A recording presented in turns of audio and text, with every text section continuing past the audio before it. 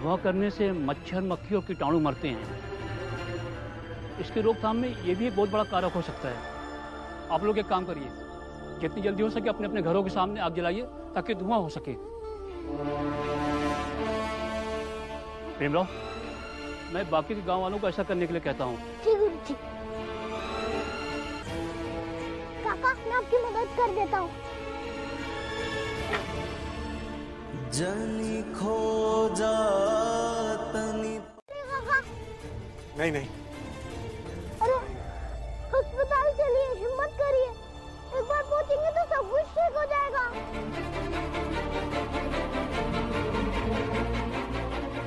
मैं बचूंगा, मर जाऊंगा। काका पहले से ही मान लेंगे कि मर जाएंगे तो आप कैसे ठीक होंगे? बहुत दर्द हो रहा है। अरे कोई मेरी मदद करो। हम लोग मदद नहीं कर पाएंगे। हम नहीं कर पाएंगे मदद। नहीं। अरे अभी तो मेरे बाबा एक मरीज को ले गए थे ना, बस थोड़ी सावधानी बरतनी होगी। आप मदद कीजिए। लेकिन मुझ में इतनी हिम्मत नहीं है। रुक रहा है। कोई गोनिया कुछ दे इनको उठने के लिए। काका उठिए, काका उठिए ना। हाँ इसे उठ लीजिए, काका।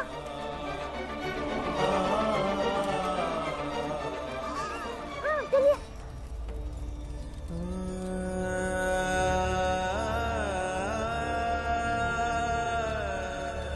काका चलो ना काका। काका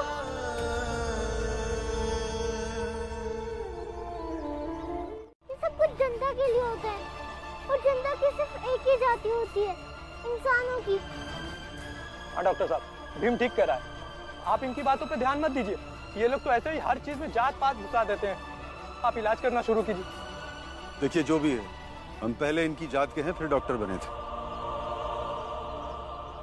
जो ये कहेंगे हम वही करेंगे। सुना? अब करवा लो इलाज। वैसे सेठ जी, ये प्लेग आया अच्छा ही हुआ। कम से कम कुछ लोग तो इनके जात के कम हो ही जाएंगे। डॉक्टर, अब तुम दुश्मन हो हमारे समाज के। अब हमारा समाज तय करेगा तुम्हें क्या सजा देनी है। इनके लिए सबसे बड़ी सजा तो तब होगी जब इतना पढ़ लिख कर भी कोई एक आदमी इनके इलाज से वंचित रह जाए। और एक डॉक्टर की दुश्मनी बीमारी से होती है, बीमार से नहीं। नहीं भीम बेटा, इन लोगों को मत समझाओ, क्योंकि इन लोगों को पढ़ाई लिखाई की भाषाएं कहाँ समझ में आती है। डॉक्टर साहब, इनमें से कौन सी दवा है? चलिए मैं आपको बताता हूँ।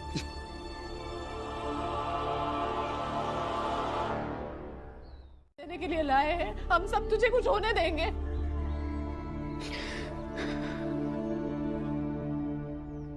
खा लेना थोड़ा, हाँ?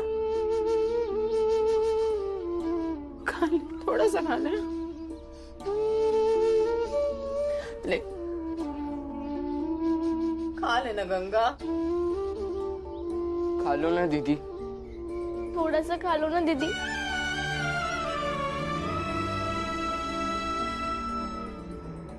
दीदी दीदी दीदी, बिना खाए मत जाइए ना। हाँ? हम भीम की तरह समझदार तो नहीं है। शायद हम सबको वही करना चाहिए। हाँ, हमारे थोड़े से परिश्रमों से अगर किसी एक इंसान की जान भी बच जाती है ना दीदी, तो मन को बहुत शांति मिलेगी। ठीक कहते हैं ये, ठीक कहते हैं। अपने लिए जिया तो क्या जिया। दीदी, अगर कोई एक इंसान मेरे दामाद को हिम्मत करके अस्पताल ले जाता ना, तो मेरी बच्ची की यह हालत नहीं होती दीदी।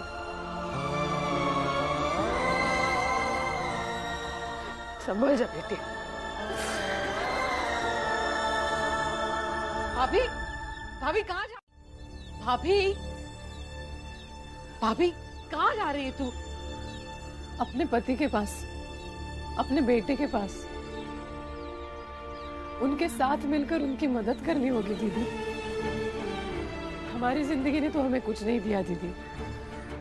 हम किसी और को जिंदगी दे सके तो हमारा इस दुनिया में आना सफल हो जाएगा। मैं जा रही हूँ दीदी अपने पति के साथ खड़े होने, अपने छोटे से बेटे की हिम्मत और बढ़ाने। मुझे जाने दीजिए।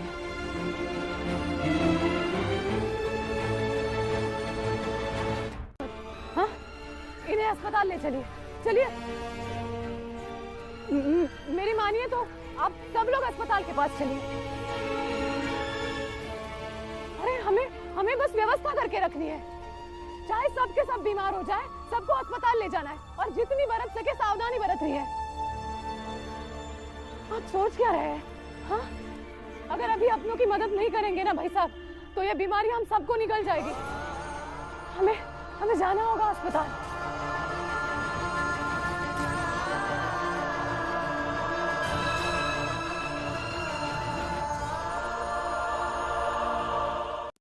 जी नहीं, मैं नहीं जाऊंगी।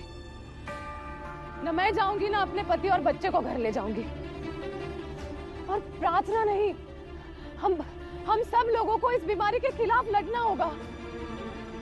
और जब जीतेंगे तो मैं या आप नहीं, हम सब लोग जीतेंगे। बस आप साथ दे दीजिए, संक्रमितों को अस्पताल ले जाना होगा। दीदी, मेरी बच्ची को यह बीमारी हुई थी, लेकिन उसको अस्पताल ले गए तो वो ठीक हो गए। अब घर आ गई है मेरी बेटी। दीदी, आप समझाइए ना इनको। तो बताइए क्या करना है?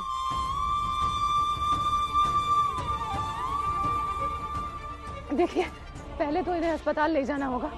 आपके पास कंबल है तो कंबल लेके आइए और एक कपड़ा लेके आइए जो हाथों में बांधना होगा। जाइए, जल्दी जाइए।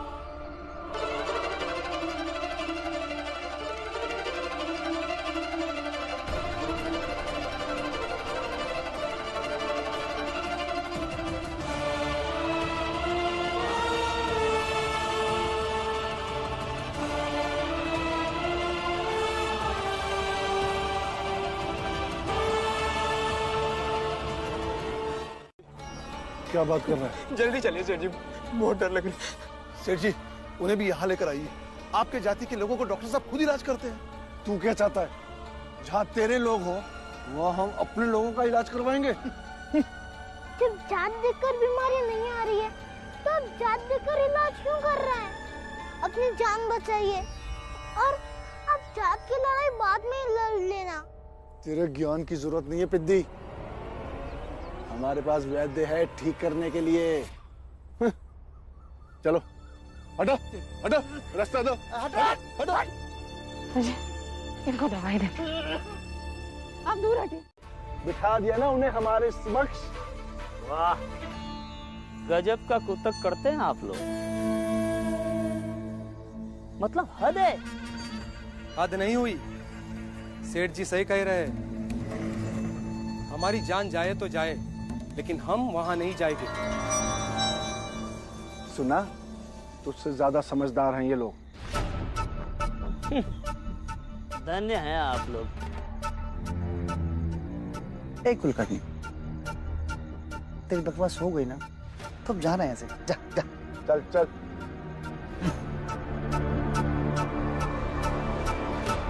हमारे पास ऐसा आदमी है जो उस इलाके में जहां सबसे ज्यादा प्लेग फैला है वहां से चूहा पकड़ कर ला सकता है। और वो भीमराव और उसका परिवार जब सब साथ में होंगे तब उसके घर में छोड़ देगा। फिर नेक काम में देरी कैसे? भाऊ, राम जी भाऊ, भाऊ, तुम्हारे घर के पूर्व में अपनी जात वालों की बस्ती है ना, 2 आदमी मर गए भाऊ वहां पे। और एक जन को तो अस्पताल लेके आ रहे थे कि उसने रास्ते में दम तोड़ दिया। लेकिन जो लोग जिंदगी की लड़ाई लड़ रहे हैं उनके सामने बेबसी और लाचारी दिखाओगे तो वो हार जाएंगे। मैं ये भी समझता हूं कि इनमें सब नहीं बचेंगे, लेकिन हारे हुए लोग बीमारी से पहले ही मर जाएंगे।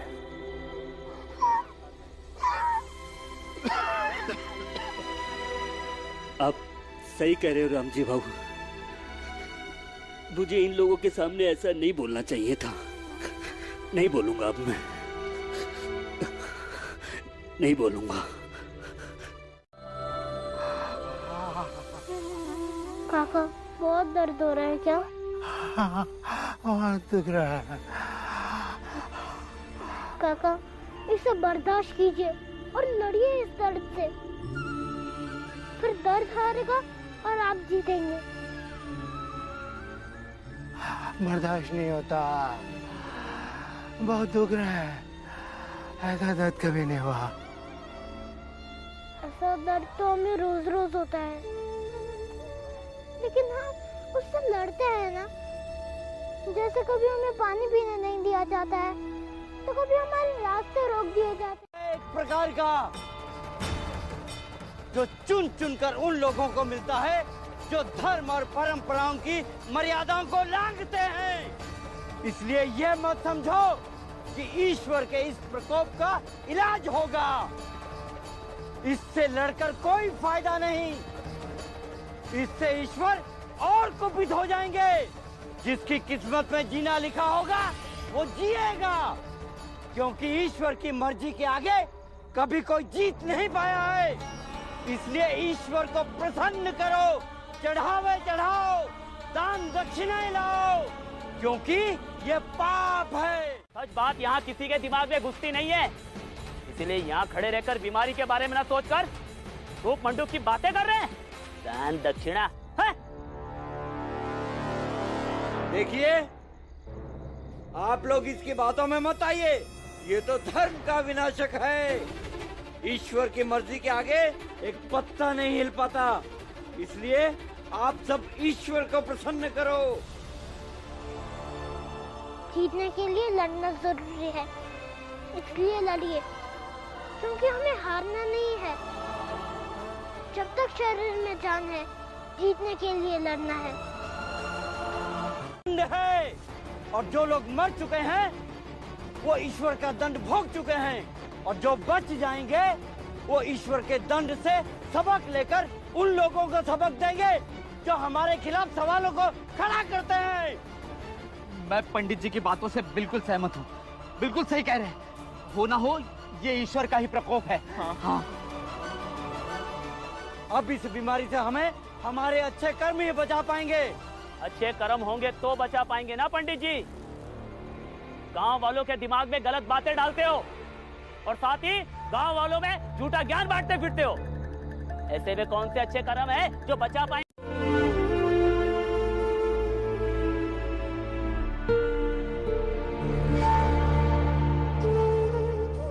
चलिए, मैं सबके लिए खाना लगाती हूँ।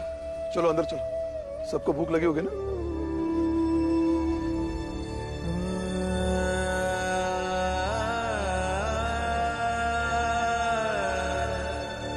भीम,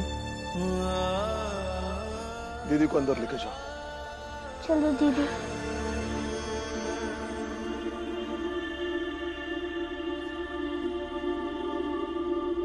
भीमा भाई रुको। और सच बात यह है, प्ले किसी को भी हो सकता है। मुझे हो सकता है तो आपको भी हो सकता है।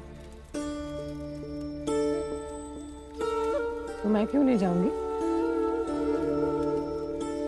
आप जा सकते हो, मेरा सबसे छोटा बेटा जा सकता है, लेकिन मैं नहीं। मेरे जैसा कोई उठकर निकला होता ना तो मेरे बेटी का पति अभी जिंदा होता।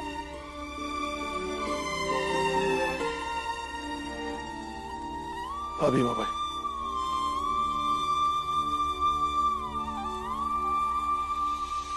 दे देंगे इसे। इसके बगैर मुझे कुछ नहीं है। सुना तूने? तुम्हारे बगैर मुझे कुछ नहीं है।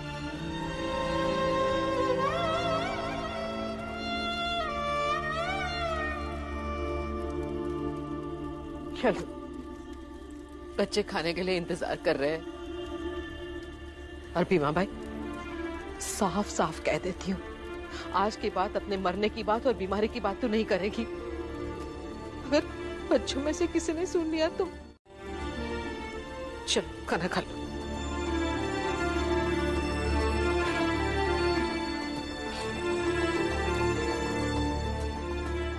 भाई जी, अब से तुम मेरे पीछे नहीं बल्कि साथ साथ चलोगे, लोगों की सेवा करने के लिए।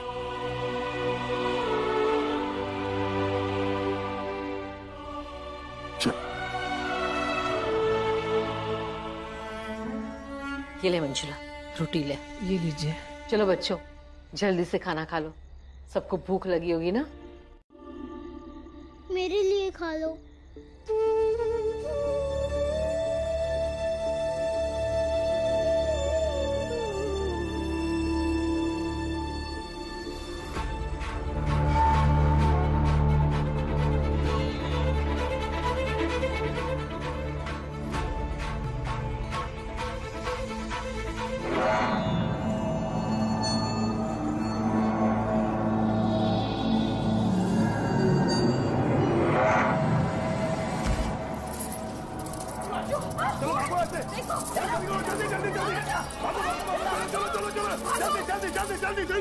ना होगा और सबके हाथ पैर धुलने होंगे।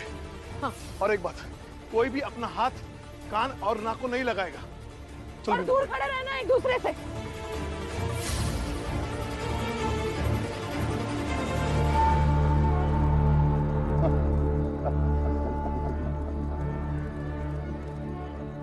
बड़े शेर बने फिरते, अब देखो चूहों से कैसे भागते फिर रहे हैं। चल मंगेश, चलते, सुबह पता चल ही जाएगा क्या हुआ क्या नहीं। चलिए सेठ जी।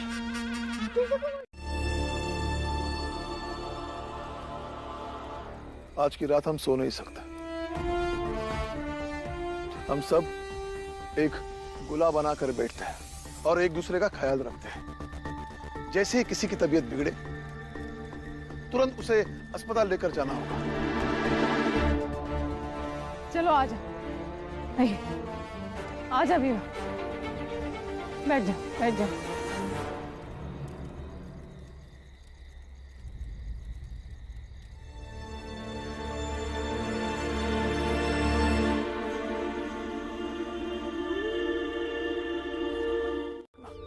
लेकिन अपनी आंख और कान खुले रखना।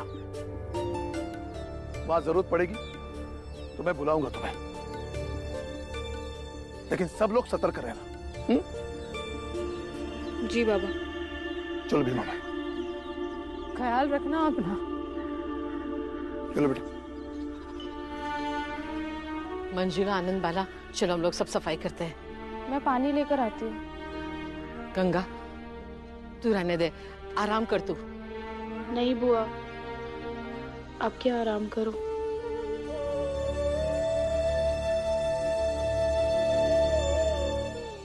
हम कुछ नहीं कर सकते। लेकिन डॉक्टर साहब,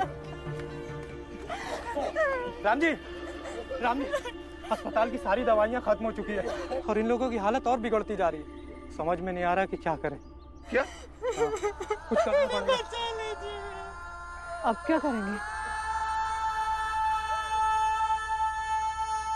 ठीक है, मैं अंग्रेजी प्रशासन से बात करता हूँ। हाँ। दीदी फिक्र मत करना, मैं डॉक्टर साहब। सुना कुछ तुम लोगों ने? क्या हुआ? क्या? अपनी जात के 3 लोग और मर गए और 2 लोगों को यहाँ अस्पताल लेके आ रहे हैं। तुम्हारे साथ कोई बुरा करे। इस बीमारी के इलाज को लेकर लोग दुविधा में हैं। उन्हें समझ में नहीं आ रहा कि इससे बचने के लिए उपाय करें तो क्या करें। लेकिन ये भी सत्य है कि मरना कोई नहीं चाहता। हाँ, और बाबा भी तो कहते हैं ना कि जो अचानक से मर जाते हैं वो अपने पीछे ऐसे कई अधूरी चीजें छोड़कर जाते हैं कि उनकी आने वाली पीढ़ियां भी उसे पूरा नहीं कर सकती।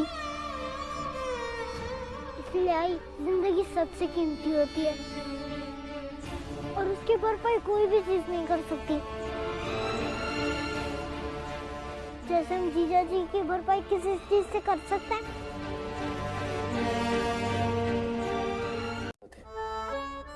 बहुत से ऐसे अधिकारी लोग होते हैं जिन्हें मानवता पसंद होती है।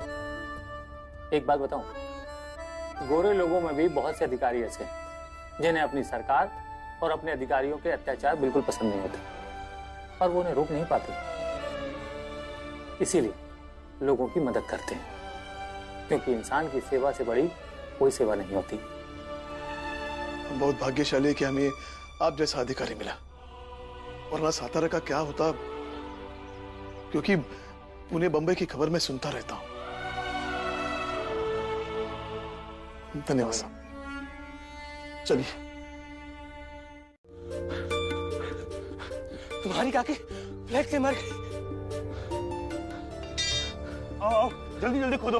पंडित जी सही कह रहे हैं, भगवान हम सबसे बहुत नाराज है और इसी बात की सजा है ये सब। खोदो जल्दी खोदो भाई, जल्दी खोदो। सजा कोई और नहीं, आप खुद दे रहे हैं अपने आप को। अपने परिवार के लोगों को और अपनी जाति के लोगों को भी ज्ञान नहीं चाहिए, हम ऐसे ही बहुत ज्यादा परेशान हैं। इतने ही ज्ञानी हैं तो अपने लोगों को मरने से क्यों नहीं बचा पा रहे हैं? अगर सारा ज्ञान आपके शिष्य में ही है। मुझे भी अस्पताल जाना है, मुझे जीना है, मरना नहीं है। हम नहीं जाएंगे, चाहे हमारी जान चली जाए। जिन्हें अस्पताल चलना है वो चले, और जिनको नहीं जाना वो फिर से सोचे।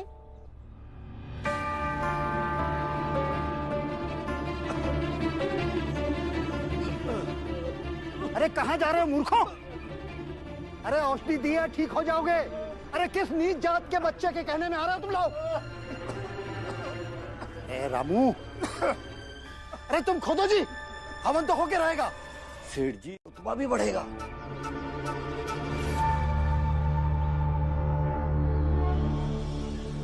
ये भी गजब के लालची हैं। जब मौका मिलता है तब मुझसे पैसे ऐंठने में लग जाते हैं। पंडित जी यज्ञ तो शुरू हो। अरे सेठ जी, अरे ये यज्ञ कर क्या करेंगे? वो हमारे समाज के ज्यादातर लोग अस्पताल जा रहे हैं। धर्म के सामने मौत से डर गए बेवकूफ लोग। अरे नहीं पंडित जी, वो राम जी सतपाल का बेटा भीमराव है ना, वो हमारे जाति को लोगों पर गला रहा है। तो चल के रोको भीमराव को। अभी उसके कहने पे अस्पताल जा रहे हैं, कल को भीमराव और राम जी के कहने पर कहीं वो क्रांति ना छेड़ दें। चलो आप चलिए अस्पताल। उठो और इसे छू लो, ये तुम्हारे लिए स्वर्ग का मार्ग खुल रहा है। आपकी हालत बहुत खराब है, आपको अस्पताल जाना चाहिए। अरे सोच क्या रहे हो? आपको स्वर्ग की प्राप्ति होगी। यह पुण्य का काम तुम्हारे ही हाथ होगा। छू लो इसे, तुम्हारे सारे पाप कट जाएंगे। हाँ, हिम्मत करिए और चलिए अस्पताल। हिम्मत करो, उठो और छू लो इसे। अरे स्वर्ग की प्राप्ति होगी तुम्हें, छुओ इसे।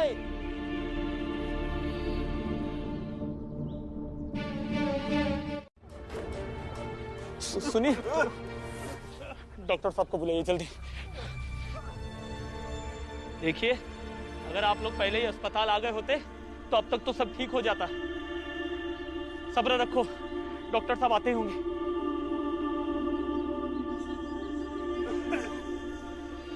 डॉक्टर साहब, आपके जाति के लोगों का दर्द से बहुत बुरा हाल है, कुछ कीजिए। देखिए, जब तक आपके पति दवाइयां लेकर नहीं आ जाते हम कुछ नहीं कर सकते। राम जी दवा लेकर आ गए।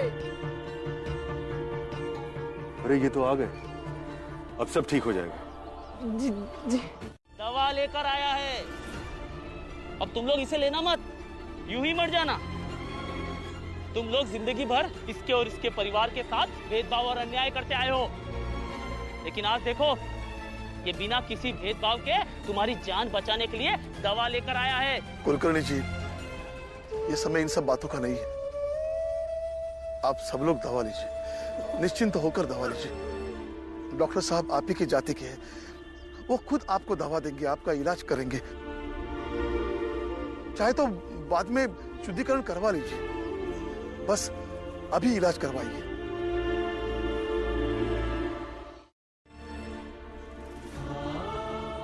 शरीर रोगी हुआ तो वो दवा से स्वस्थ हो जाता है, लेकिन क्या जिन लोगों का मन ही रोगी है उसकी भी कोई दवा है? मैं बाबा से पूछूंगा, क्योंकि मुझे लगता है कि सेठ जी, पंडित जी और चाय वाले मंगेश काका का मन ही रोगी हो गया है। नहीं तो इस बेचारे को मेरे पीछे दौड़ाने की वजह चलकर ही अस्पताल ले गए होते तो इन्हें इतनी तकलीफ नहीं होती।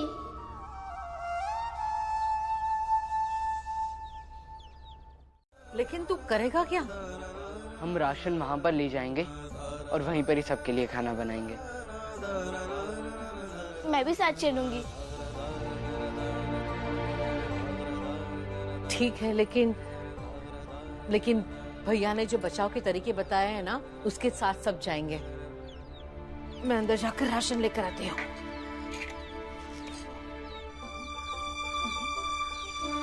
और मैं जल्दी से आकर बर्तन लेकर आता हूँ। हाँ। हमें कंबल का इंतजाम करना पड़ेगा।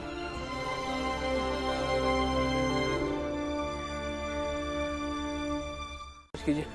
किस जाति के हैं ये? बड़ी जाति के हैं। इनको अंदर लेके आइए।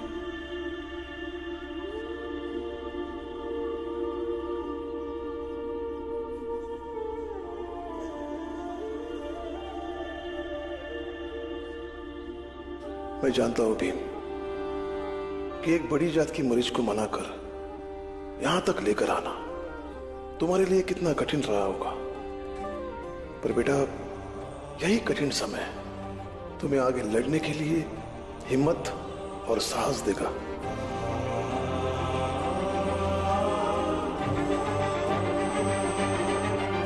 बहुत है। बस आप लोग बाला भैया को बुला दीजिए। उनसे मैं एक बार माफी मांग लूंगा। सिर्फ बेमतलब की बातें मत करो। चलो अस्पताल, सब कुछ ठीक हो जाएगा। चलो।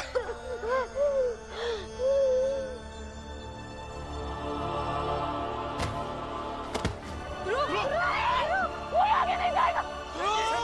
सेठ जी पीछे आइए, आपके बेटे को प्लेग, आपको प्लेग हो जाएगा, समझिए।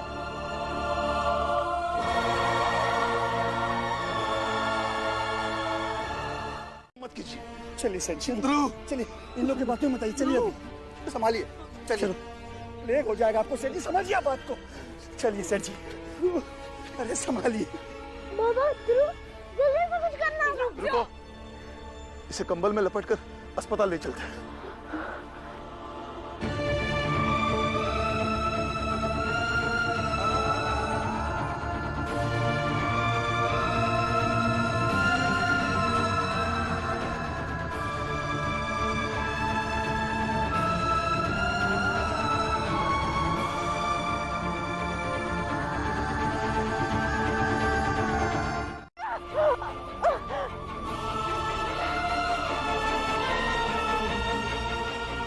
अच्छा हुआ कि भीम और राम जी मेरे बेटे को अस्पताल ले गए।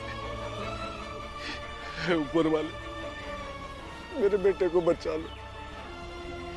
2.5 किलो का प्रसाद चढ़ाऊंगा, बस एक बार मेरे बेटे को बचा लो।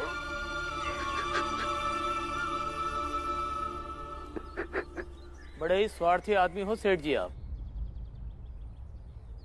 अपनी ही जात के लोगों को अस्पताल जाने से आप रोकते रहे, और जब भीमराव ने उन्हें समझाने की कोशिश की तो आपने उसी के पीछे प्लेग से बीमार आदमी दौड़ा दिया।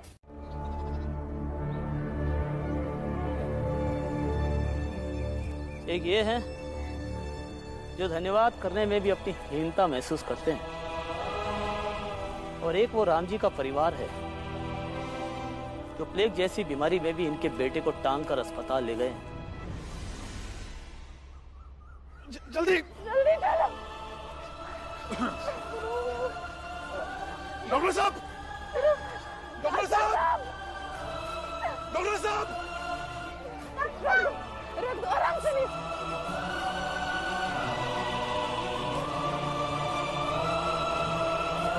इसका इलाज करिए, इसे ठीक कर दीजिए। नहीं डॉक्टर,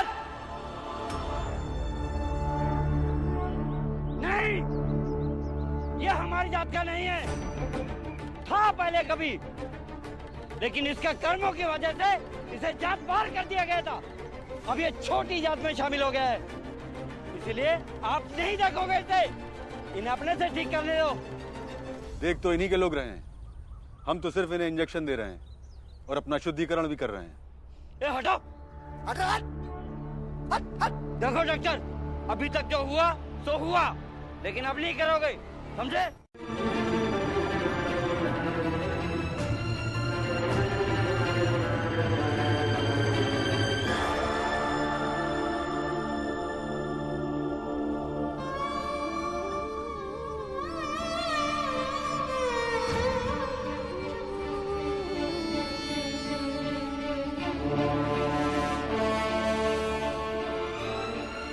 तुम दोनों वाकई में बहुत अच्छा बाजा बजाते हो। हमने आपस में सलाह करके ये तय किया है कि हमारे साथ बंबई ध्रुव जाएगा। तेरा बड़ा भाई बाला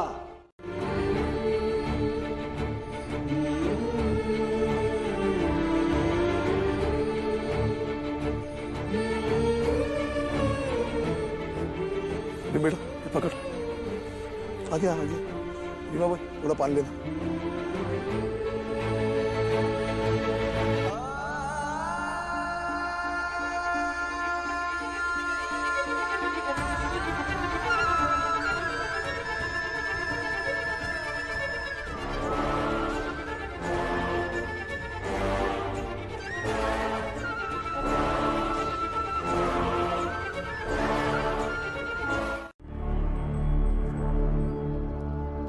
तुम छुओगे नहीं इसे।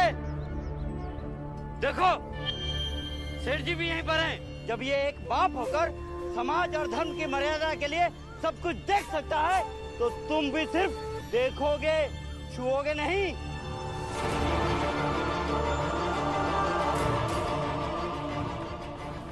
डॉक्टर साहब,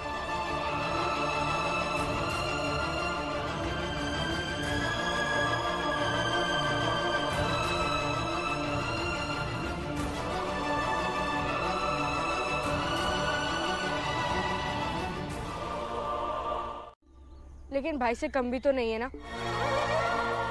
वो आपको गुरु मानता है। अगर उसे पता होता कि उसके बाबा ने बेईमानी करके उसे भेजा है, तो वो बम्बई कभी नहीं जाता। बाला भैया, बाला भैया, क्या इतना छोटा दिल है आपका? क्या आप उसके बाबा की सजा आप उसे दोगे? बाला भैया चलिए ना, शायद ध्रुवम नहीं बच पाएगा। चलिए ना बाला भैया। अरे बाला भैया, बाला भैया!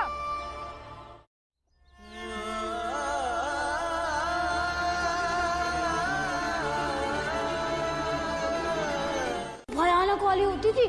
अक्सर वैद्य जी भी उम्मीद छोड़ देते थे, लेकिन मेरी आई ना इस खास पेड़ के कड़वे पत्ते को और हल्दी को पीसकर मेरे छाती पे लगाती थी। उससे मैं बिल्कुल ठीक हो जाता था। तो फिर तुम्हारी आई क्या कहती थी? मेरी आई कहती थी कि मेरा दिल ना मीठा और कमजोर है। शायद ये कड़वे पत्ते मेरे मीठे दिल को थोड़ा कड़वा बना देते होंगे, और हल्दी मेरे कमजोर दिल को मजबूत। लेकिन अब मुझे ऐसा लगता है कि वो मेरी आई की प्यार वाली औषधि ही थी, जिससे मैं ठीक हो जाता था। हो सकता है हर आई के अपने बच्चे के लिए अलग